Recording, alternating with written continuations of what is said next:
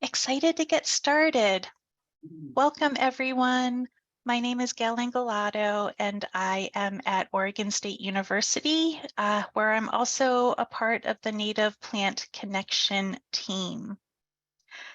Native plants are defined in part by locality.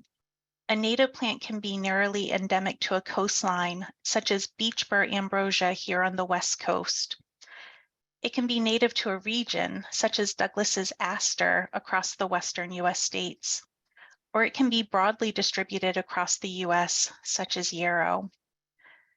Because native plants are so intimately tied to place, and because several native plants are first foods for indigenous tribes, it seems particularly appropriate to start this series with a land acknowledgement. With that being said, I am coming to you today from Albany, Oregon, which is located in the traditional homelands of the Kalapuya. Pictured on the slides are two native plants that are particularly important as first foods for the Kalapuya. Camas, which also has beautiful ornamental qualities, as well as Wapato, which also the flowers are quite beautiful. Considering these first foods of the Kalapuya, I think it is important to note that following the Willamette Valley Treaty of 1855, the Kalapuya people were forcibly removed to reservations in Western Oregon. And today, living descendants of these people are part of the Confederated Tribes of Grand Ronde and the Confederated Tribes of the Siletz Indians. I want to thank you for coming to today's session of the Native Plant Connection webinar series. This series is produced by a team of scientists, extension professionals, native plant growers, and advocates who are working together to support the long-term success of native plant growers that are serving ornamental markets and the overall growth of the native plant industry. If you are a native plant grower, you may have recently received an invitation to take a survey, which is intended to assess interest in forming a professional network for native plant growers, as well as to help determine teaching, extension, and research priorities that serve the needs of native plant growers. If you recently received this invitation, I'd like to ask if you would please take the time to complete and submit the survey if you haven't done so already. To keep things a little bit more manageable for today's speaker, the chat has been disabled for today's presentation. However, you can use the question and answer feature at the bottom of your screen for any questions that might pop up throughout the webinar. You can also use an upvote button feature to move a question that somebody may have already asked to the top of the list. Today's webinar is being recorded and will be available on our website, the Native Plant Connection website, later this week. And we'll drop that link in the chat for all of you. It is my pleasure to introduce today's speaker, Cammie Donaldson. For over 25 years, Cammie has worked with band members and partner organizations to promote the benefits and availability of native plants for restoration and sustainability, to improve native plant production and use, and to make native plant businesses more successful. As the executive director of FAN, Cammie leads 150 plus member businesses, including growers, retailers, environmental service companies, and landscape architects, designers, installers, and maintenance firms. She also manages the Native Plant Horticulture Foundation, a closely allied charitable nonprofit helping to recruit and develop native plant professionals. And with that, it is my pleasure to hand over this first kickoff webinar session to Cammie. Thank you so much for teaching us today. Okay, I wanted to zero in on this big long title and talk about three elements in the title that are really important. First is growing a network.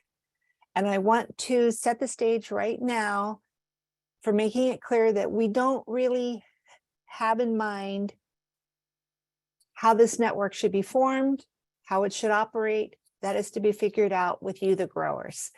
And when I'm talking about growers, I'm talking about wholesale growers and retail growers, anybody that grows native plants for sale.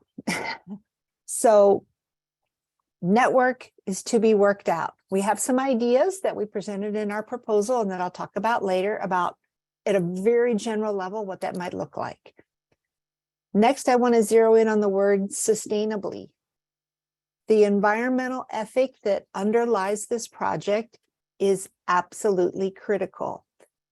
And sustainably growing doesn't just mean that we do it with less water and less plastic and better materials. Sustainably means that we do what is in the best interest of the plants and their natural habitats and the health of our natural world. So that has to underline this.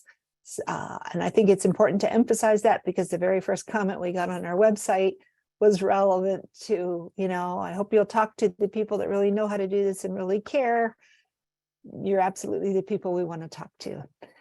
The third thing I want to zero in on is ornamental landscapes. There is fortunately a lot of work. Well, I'm not sure I should say a lot of work, but there is already work being done on native plant production, particularly the National Seed Strategy and other things for the restoration market. That doesn't just affect the restoration market, but it's kind of focused on restoration, but there's very little for ornamental. So we're focused on ornamental because that's a big growth area for us. I want to talk about the fact that this is a planning project that is funded by the U.S. Department of Agriculture, National Institute for Food and Agriculture, Specialty Crop Research Innovation Grant Program. That's a mouthful because USDA does a lot, has lots of agencies, lots of entities, and they are themselves an acronym farm. The important thing to know is that ornamental plants are there and native plants are a specialty crop. And this is a research and extension planning project. A planning project is a tiny investigatory effort to figure out what needs to be done on a big complex problem and basically come out with proposals for further research and activity to pursue solving that problem. And those can be very big proposals. So that's the exciting part. Why are we doing this? We're doing this because we cannot solve this problem by ourselves. And growers, native plant growers, have been doing this by themselves for decades. That is my observation. The demand and supply problem, the lack of good information problem, the lack of experience problem, the lack of knowing what the best practices are, the lack of unity, all of these things are the same problems that we have always had. Yes, the demand is more today. We're all seeing lots more demand. The supply is better. There's more information, but there's still not enough. And it is really critical now. Our natural environment needs us. They need our plants. We've got to supply these plants. We've got to overcome all of these problems. And the only way that I can see to do this is to bring together two big resources. One, the knowledge bank that is our wonderful native plant growers, and the power of the federal government purse, to put it bluntly. So I'm going to first talk about growers, my favorite topic. So native plant growers meet the demand for the plants by working with each other. That is what I have seen over all my years with FAN. One grower by themselves cannot grow everything, cannot grow to the quality and demand and quantity needed. You need lots of growers and they need to come together. And we've seen that in FAN. Native plant nurseries, whether they're wholesale or retail, you represent the brain trust for this industry. You have the knowledge in your heads how to grow these plants, why to grow certain species, when to grow them, how to scale up. You know how to do these things. You figured it out all by yourselves. And that knowledge is lost if it isn't shared with others. And it gets lost when you go out of business, when you voluntarily leave the business. it gets lost in the very highly segmented supply chain we have. Sharing grower to grower works, but at a limited scale when it's an individual grower to another individual grower. It scales up when we have a network. Most native plant growers are very tiny operations. They're doing all their own research together with other NGOs like native plant societies. They've done most of the education. We struggle to grow the diversity that we want to offer. And in growing that diversity, can we achieve the quality needs and the quantity needs of our customers? But again, nobody can grow everything. So you have to have multiple growers. And collaborating can even answer the most basic questions that every grower has. What should I grow? How should I grow it? How much of it should I grow? There's just so many benefits to collaborating. And we've seen that in our network in Florida. I'm sure that the other networks that exist, I know there's a native plant guild in Michigan. We learned earlier today about another grower network that's just getting started, I think in Illinois. These efforts are here and there, and I'm sure you're all seeing that. So I want to talk next about the U.S. Department of Agriculture. USDA is agriculture and growers are farmers fundamentally. And I want to share that this is an epiphany that I had. It may seem very obvious, but about 15 years ago, when I was reading the mission statement of my own state agriculture department, I realized these people should be helping us. And we, in fact, pursued a way to get some help from our state ag department. But before then, it had never even occurred to us. And then when I realized that we could get help from the state, I thought, well, why not help from the federal government Department of Ag? So most funding resources from other agencies aren't really geared to the native plant industry. EPA is interested in native plants, Bureau of Land Management is interested in native plants and does work with segments of the industry. But the U.S. Department of Agriculture is the biggest source of funding for horticulture research, education, and extension. And that means not just crops like corn and soybeans, but also ornamental landscape crops. And thanks to some work done a couple of decades ago, there's this thing called specialty crops. And specialty crops includes ornamental nursery crops and includes native plants. So this is funding that we can get.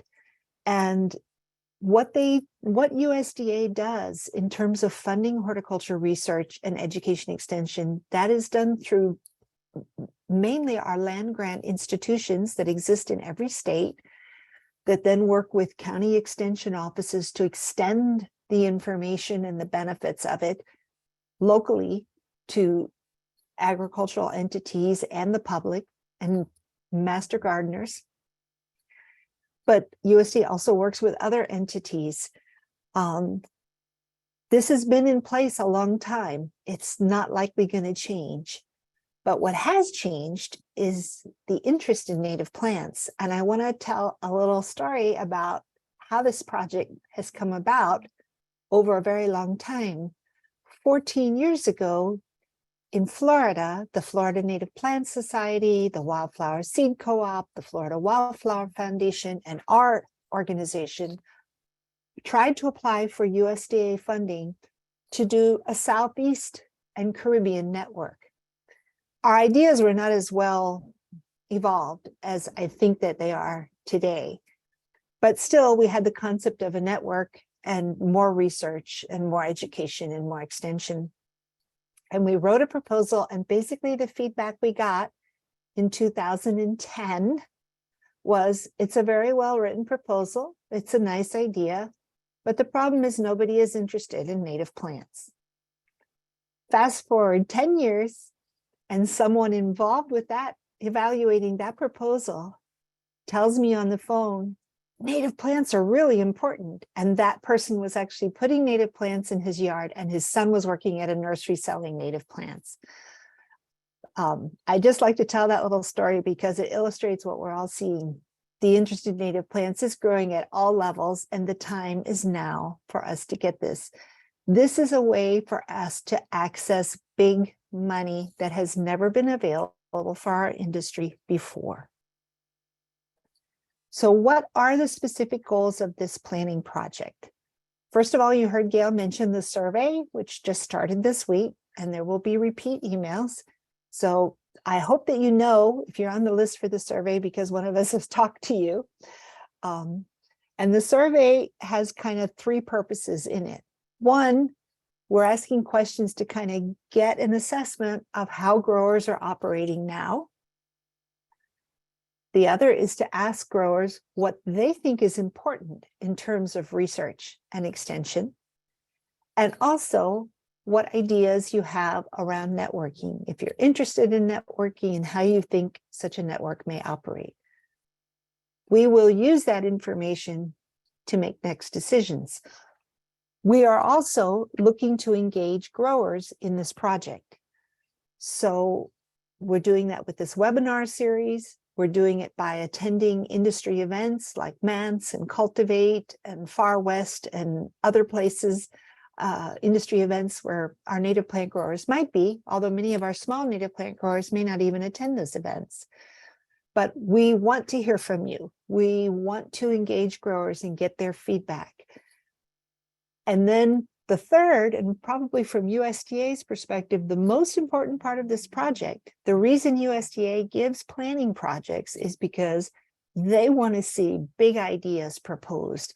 They want to fund really important work, important research, important education and extension. And they want to hear from us, okay, now you've talked to people, you've gotten feedback, you've learned a little bit more about this big, gnarly, complex problem. What's next? What needs to be funded? And so we will develop some sort of strategic outline of priorities. I'm sure we'll have many more than we can possibly pursue.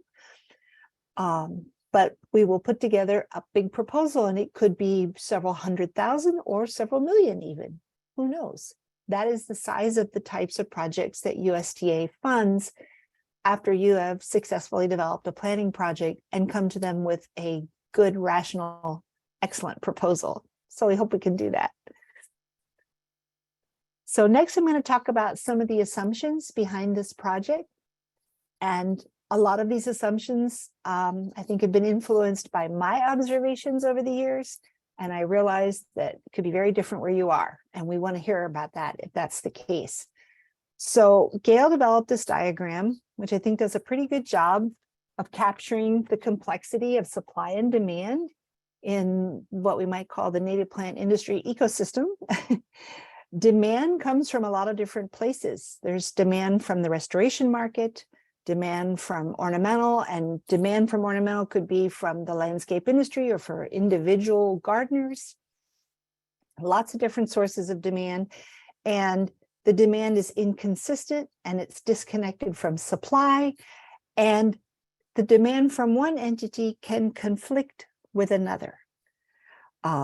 So, you know, what is needed for restoration might be certain species grown to certain quantities, and the quality is it lives if I plant it.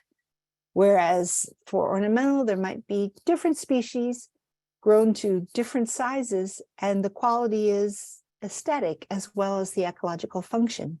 Those things can be at odds. The Native Plant Society member who's going to buy plants at a retail sale might want to ask the grower, did you grow this from seed that you collected within 100 miles of here? You know, all these different kinds of considerations. Supply of native plants is largely determined by the growers themselves, who are constrained by all kinds of things. They're constrained by how quickly and how many do they need to produce, and what's the easiest way to produce it? Is it cuttings or is it seed to meet the volume and other requirements? And the product itself is perishable. This is something that was drilled into my head for years by fan growers. They can't afford speculation. You cannot afford to say, oh, I'm going to grow 1,000 of these and sit and wait and see if somebody buys them. You can't, because the plants grow and they have to be repotted or dumped or whatever. it's difficult. So just like everything in the grocery store has an expiration date, so do the plants. So some real constraints on supply and demand. And all of these are things that we could potentially resolve working together and researching how to solve some of these problems.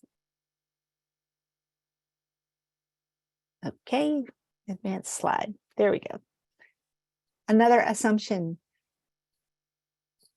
This is an environmental industry. This is an industry in which our product, we want it to be used in a way that is good for the environment. And there are lots of opinions and lots of beliefs, and in some cases, some mythology, and some things we just don't know, and some things are hard to understand. We have an assumption that growers need better guidance and support to address these concerns. The first thing I want to talk about is something that one of our growers, Roger Triplett from Green Seasons, often calls the 50-mile club. We know that for restoration, many customers will require that seed be collected from a site or from a certain distance from a site to be sure that we're using the right plants, right ecotype, preserving the genetic diversity at that local site. And that's important. How important is it in the landscape? We have opinions. I'm not sure how much good data we have. And if you arbitrarily limit what people can sell, that limits the market potential in an industry that's already tenuous, at least tenuous at times. So to what extent should guidelines for restoration apply to ornamental landscapes? Maybe it should all apply, maybe some of it should apply, some of it should not. Those are things that really need to be explored, and really growers need to be involved in those discussions and not have those decisions made for them. Sustainable sourcing, where did the plant originate? Where did the seed come from? You know, all of those things. Should there be a seal of approval for plants? And even getting down to a basic question is, who says what a native plant is? And does the term native plant need some kind of legal protection? I use the example often that, you know, if I buy a certain fish in the seafood market, it better be that fish and not something else. And there are protections for the seafood industry for that. If I'm selling something as a native plant that's not a native plant, really that's fraudulent, but is it protected? The meaning of a native plant is very important to our customers that care about native plants. So those are kinds of things that we need to look at some point, because if we don't look at them, somebody else will make that decision for us. It really kind of all comes down to what really matters and when does it matter, which brings us to the next assumption. We're going to have to deal with some very difficult topics. And Fan has had to grapple with this a little bit. I included some quotes that came from growers themselves. The funny thing is, some of these quotes that are at odds came from the same person. But you know, these are topics, clones and cultivars and ecotypes. These are topics in which there are a lot of very heated opinions. You know, some people think cultivars are the work of the devil. Other people think cultivars are great, and it's the only way that native plants will succeed. I personally feel like the truth is somewhere in between. We need to know from research where there are problems and where there are not. You know, there's a lot to be discussed here, and a lot to be studied, and a lot to be quantified. We know that many plants being marketed now as natives are actually cultivars of unknown origin. How do we deal with that? I want to share with you what Fan's experience was with this, and how we have chosen to resolve this, which doesn't completely resolve it at all. There are pluses and minuses to this approach, but about 15 years ago or so, FAN decided as an association that we had to deal with this issue of cultivars, primarily at the time because our largest native plant grower was making selections of native plants that he found in the wild that exhibited what he felt were superior qualities, classic reason for doing cultivars. And we had a small team of native plant growers with a long experience in the industry work on this. And basically we came up with what I feel is for us, has been probably, it's a compromise, but it's the compromise that we can live with. And so we have said that a cultivar can be called a Florida native cultivar if it occurred naturally. It was not mechanically hybridized. If it occurred naturally within one of the ecoregions that Florida is a part of. And so you see that we, of course, have ecoregions, coastal plain that reach up into South Carolina and as far west as New Orleans and down into the Caribbean. And we want to encourage, part of the policy is also, we actually issued a formal policy saying we will not identify it as a Florida native cultivar unless it meets these criteria. And part of that policy is also to encourage growing from seed stock. But the reality is that as the industry has gotten a little bit larger and as we've gotten more growers, less and less is being grown from seed unless it's being grown for restoration. And for landscape, more and more is being grown from cuttings. And it's actually really hard to vet cultivars because nobody really has any good information on these cultivars. In the horticulture industry, a lot of cultivars, you don't know where they originated. So, you know, red maple, Acer rubrum, is a species in Florida, it's a species in Maine, but a Maine ecotype Acer rubrum is not a Florida native ecotype Acer rubrum, and a cultivar that was discovered in Maine is not a Florida native cultivar, but I may never know that that's where it was discovered. And this really doesn't guarantee that cultivars don't get used in restoration, particularly if you operate in a state where maybe the lowest bidder gets a restoration job with an agency that might not be as well informed or as well intentioned. So there's still lots of issues with it, but we grappled with it. So I'm just saying these are the kinds of things that at some point we have to grapple with. Another assumption is that we still need better information on selecting, using, and maintaining native plants, particularly for our professional audiences like landscape architects and designers. We need information that's really tuned to their needs. They need to know that it's appropriate to use this plant in the landscape, that it's available, what the right size to specify it is, how many to really use, what really is the size of it, how will it behave in the landscape.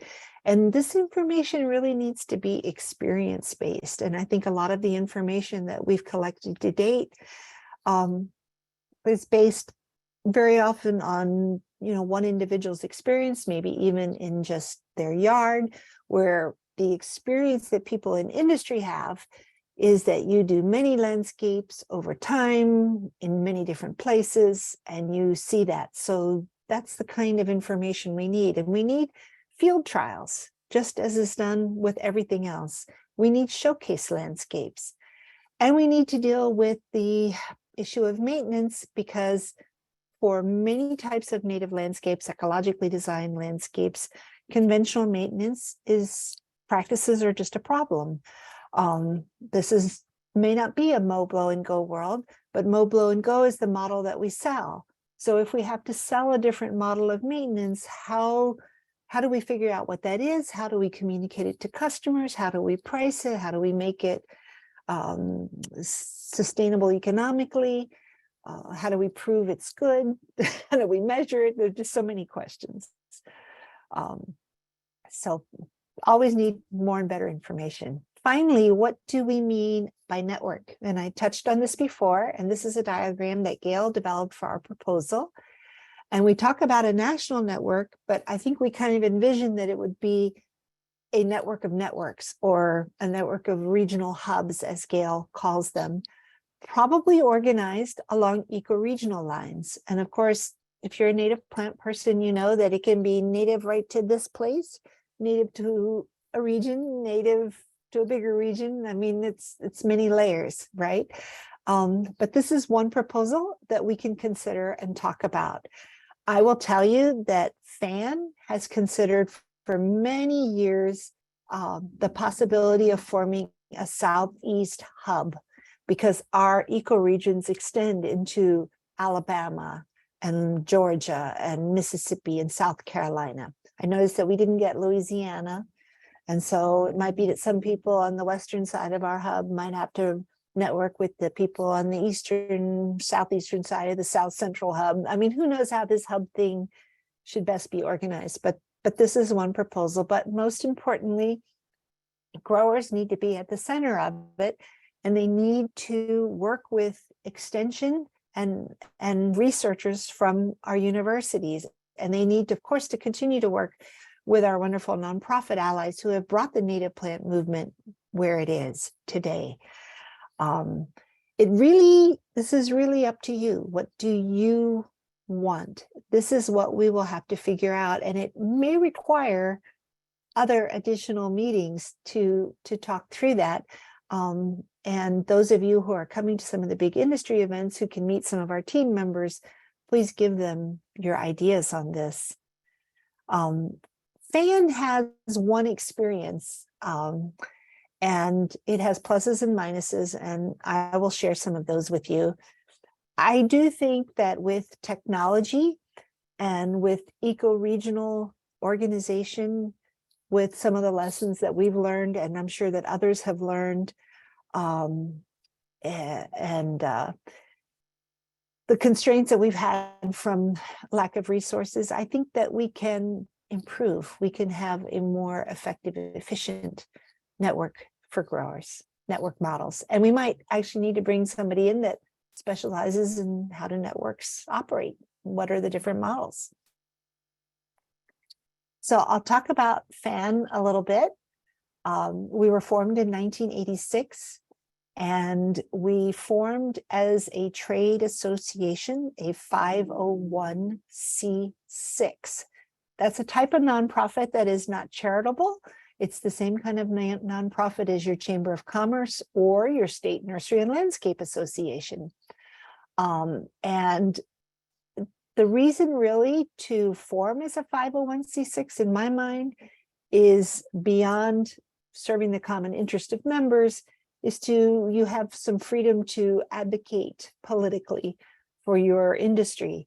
And that has been something difficult for us to leverage because we are a small niche association, and we have a very large state nursery and landscape association, FNGLA, that does that for their members, for the entire green industry. Of course, they're not able to focus on the special needs of native plants. So I think trade association comes with advantages and disadvantages. Advantages are it can kind of do more sometimes than a strictly public charity can do, but it also doesn't have the fundraising capacity that a charity would have. Another disadvantage of a trade association is that you have to be hyper careful about talking about things like pricing in a group environment, because you can very quickly be accused of price fixing, which is not anything that we've ever tried to do, even if some people might wish that it were the case. And that's actually the reason that agricultural co-ops exist, so that they can have one price for a group of members. So there's things like that. We are a tiny association spread across a big state. It takes more than a day to drive from one end of Florida to the other. We have 150 members scattered all over the place, and it's hard to network in person. Technology is making that networking a little easier, but this is not an industry that loves technology. This is an industry that loves in-person and, surprisingly enough, paper. So those are some challenges. It's been very slow to grow because we've been mostly volunteer. And when you're mostly volunteer, that lack of capacity means that you miss some opportunities, then other bigger players make decisions for you. The thing that's been most frustrating to me is that we've had very little growth in the number of wholesale growers. We've had tremendous, well, we shouldn't say tremendous, but we've had growth in the number of people providing native plants at the retail level. We've certainly had growth in specialty, what I call specialty landscape services, people that are into ecological design with native plants, even people who are in maintenance, the most precious category. Very important to making native plants successful, but it's really hard on the wholesale grower side. Of course, it's hard for people to get into growing if they don't have land and other things in place. But it's been frustrating to us to not be able to get conventional growers to adopt more native plants into their inventory, or for those that have done that, our association really has introduced plants that have become commercial commodity native plants. Why don't those growers join us? Why don't they see a value in aligning with us? That has been frustrating also. And networks in general, my experience is that the smaller the individual operation, the more inclined they will be to worry about what they're going to lose by sharing. They're worried about other members being their competition, when really your competition is not the other native plant grower or the other native landscaper. Your competition really is all the non-native plants and the non-native landscaping. That's really what we need to displace.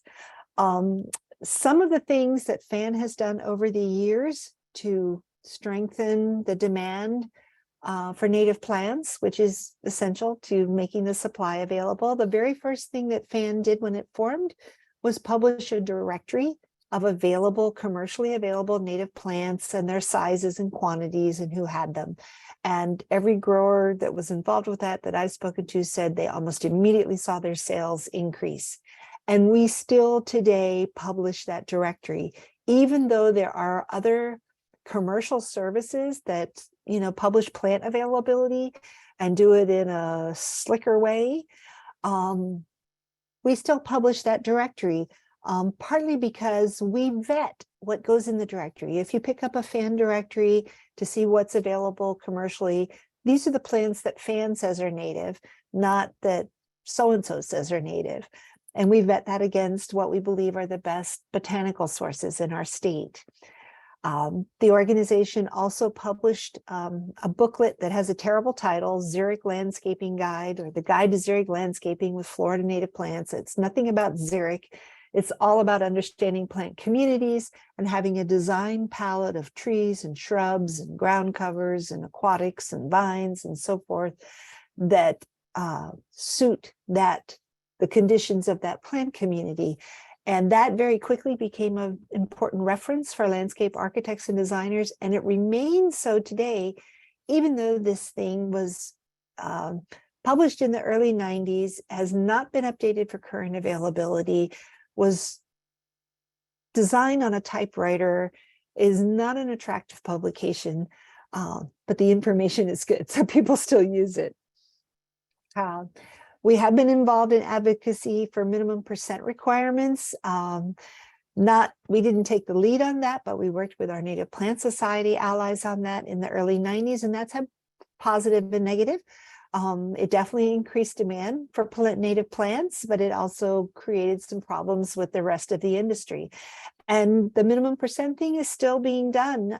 The town of Palm Beach, a very hoity-toity place with high aesthetic requirements, a year or so ago instituted a 30% requirement for native plants, and they're finding it difficult to meet that, and landscape architects are pushing back on that. But there can still be pluses for it because more native plants will get used. We put a lot of effort into promoting local retail outlets and our specialty landscape pros. We have a whole other website called Plant Real Florida just for that. That's been very effective, and publication to go with it. Our association published a book called The Best 200 Native Plants for Florida Landscapes, blah, blah, blah. That was actually underwritten by our FDOT, Department of Transportation. That's still an excellent reference. We instituted a trade show, the Native Plant Show, which was very effective for making our industry visible to other industry professionals and for engaging new wholesale members. And as I said, we started our own charitable foundation. The one thing about native plant nurseries is that they are so important and so special that their customers want to see them succeed. And one of our board members had a customer come to him and say, how can I help this industry? And she has made it possible for us to create this charitable institution and garner public support for our efforts. The foundation kind of has its own mission that's related to expanding and strengthening the industry, but it has its own programs which complement ours.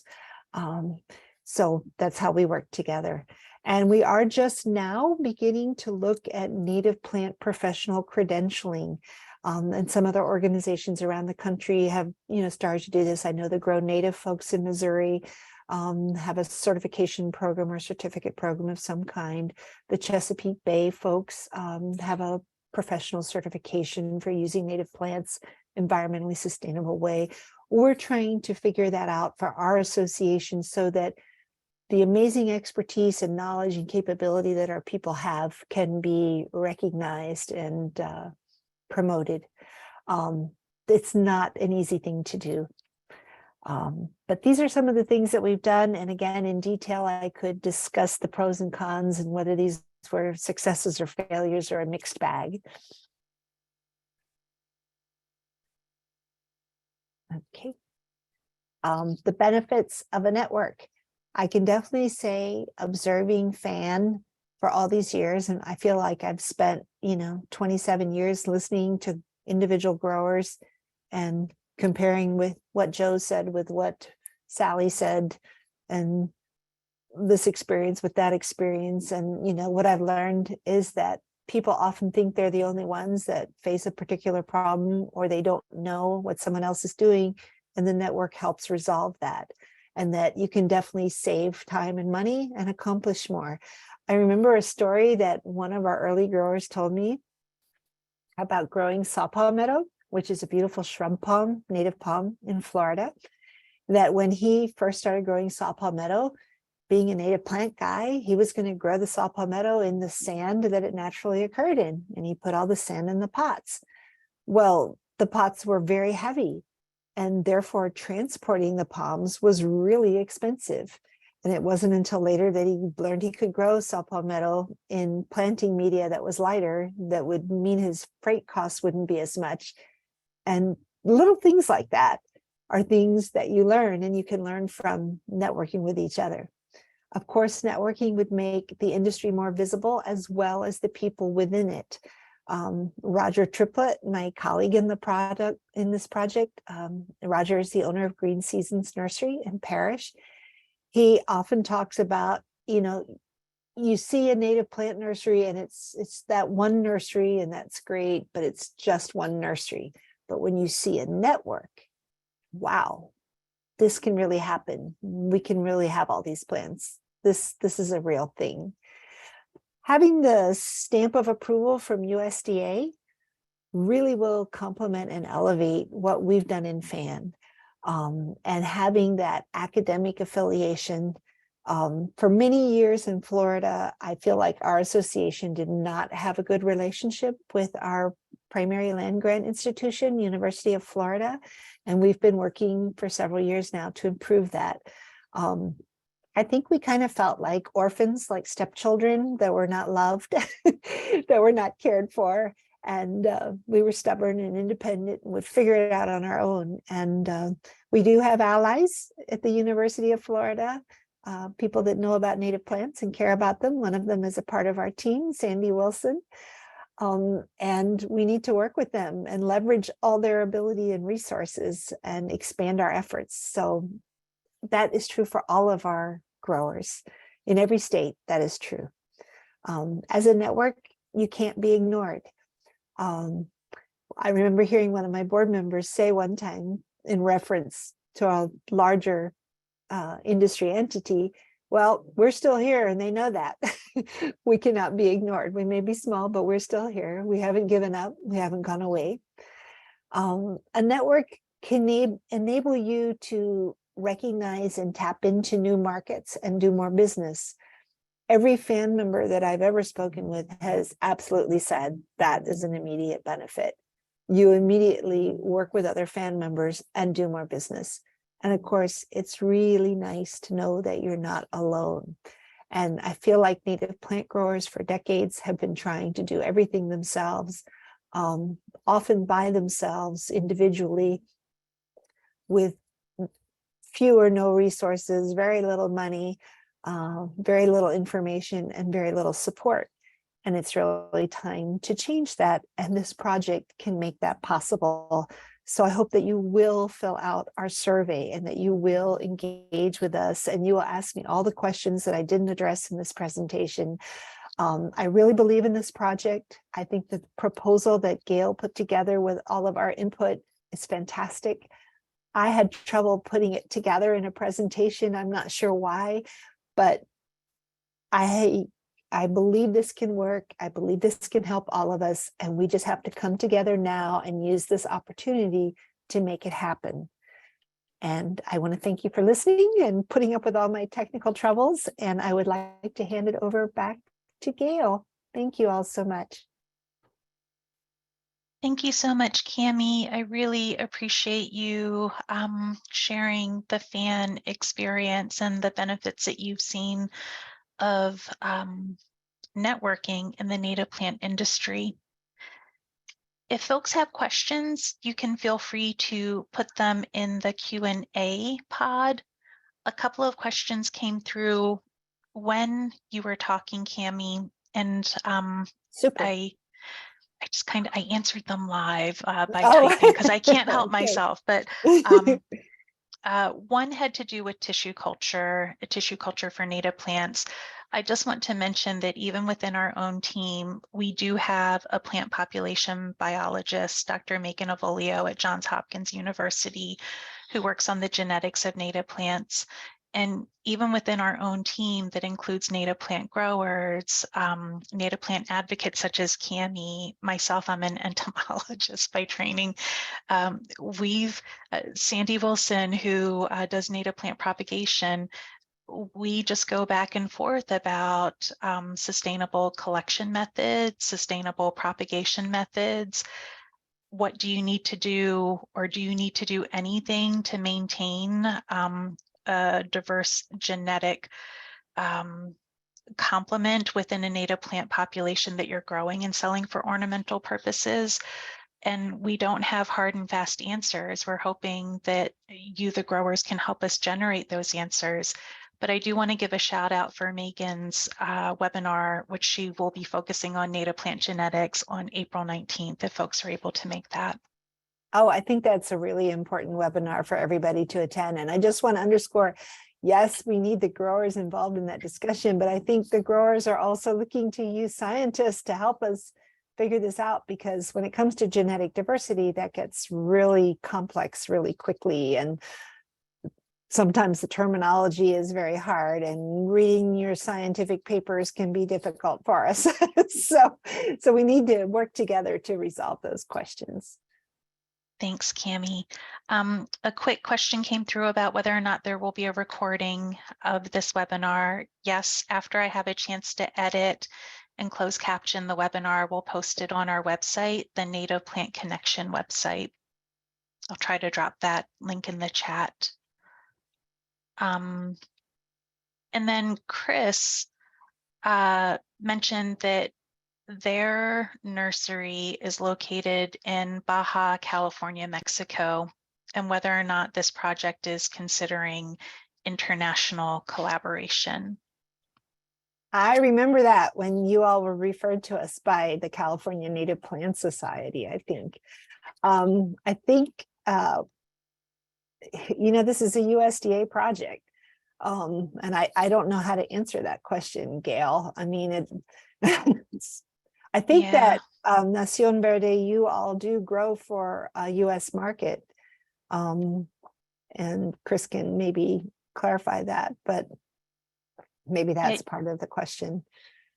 You know, I answered Chris live, and my understanding is that for select projects, depending upon the language in the request for proposals, USDA welcomes international collaborations. And Oh, good. I think if you're selling to a US market, then absolutely, we would love to have you be part of the fold.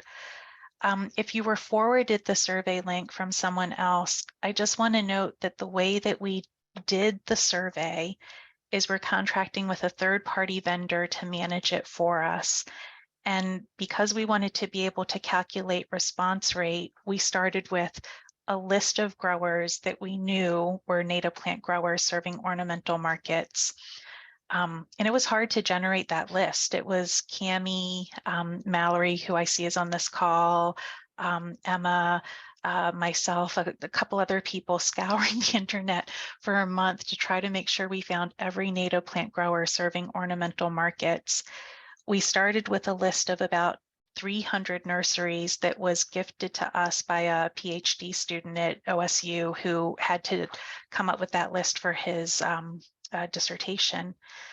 And in the 2 years between when he created that list and we tried to vet that list, 1/3 of the operations had gone out of business, which was stunning to me that 1/3 of the native plant nurseries that were documented by Dr. Rick Martinson for his PhD dissertation had gone out of business 2 years later. Since the survey link has gone out, I've been contacted by other folks who've let us know that we missed them. It just seems to me, as someone that doesn't work as closely with the industry as Cammie does, that it's a really dynamic industry where you have folks stepping into the marketplace and leaving the marketplace in rapid fashion. And I think that that's part of the challenge of being a native plant grower. And we hope that a network of sorts may lend stability to operations by providing support rather than having folks do it on their own, go it alone.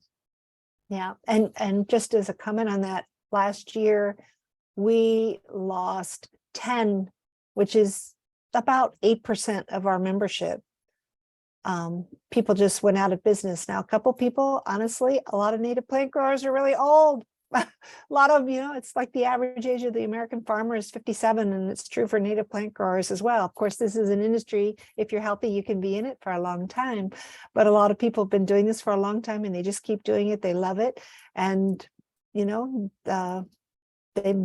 may not outlive their business, but in some cases, very small operations that start up just aren't strong enough. And that's like where our foundation wants to come in. We want to figure out ways to help small startups start on a stronger footing. But you're absolutely right. I think, the network, you got to be a part of a network because it'll immediately help you in so many ways, including making sales. Well, thank you, Cammie. We're a little bit past our allotted time today. And one last question. Good. Comments coming in, not a question, but wanted to let us know about Full Circle Gardens in Essex, Vermont. Thank you, Sarah, for letting us know about your nursery. Oh. Lisa's comment, many nurseries are being lost to attrition where they're family owned, but the next generation is not interested. And the next generation might be more interested if the industry were not so difficult and if it were more profitable and more readily sustained. So that's another aspect of it. This is not easy. And a lot of our wonderful native plant growers that have brought us to this point have worked really hard for not a lot of reward. And so it's not all about the money, but the money's important. You have to be able to make a decent living and support your family and have a decent life doing this work. So that's a part of it too. Thanks, Cammie. And I know at OSU, we actually have like a strong collaboration between our business school and College of Agriculture, where there's an entire program dedicated to helping farmers understand how to pass the farm down to the next generation in a way which supports the financial health and long-term sustainability of the operations. So there's at least there's a blueprint that's being used for other types of operations that might be useful for native plant industries as well. Yeah, really need to look at that because these businesses are too vital. Native plant nurseries are too important to lose. We need them to continue on. They are community institutions and just really essential, so we can't lose them. And thank you, Karen, for dropping the name of Earth Tone's Native Plant Nursery in Connecticut for retail and Planter's Choice. I think for Earth Tones might wholesale. be on our list. I sort of remember that name. That's good. Good. We're really glad to have you guys. Well, with that, I think going to stop recording and thank everyone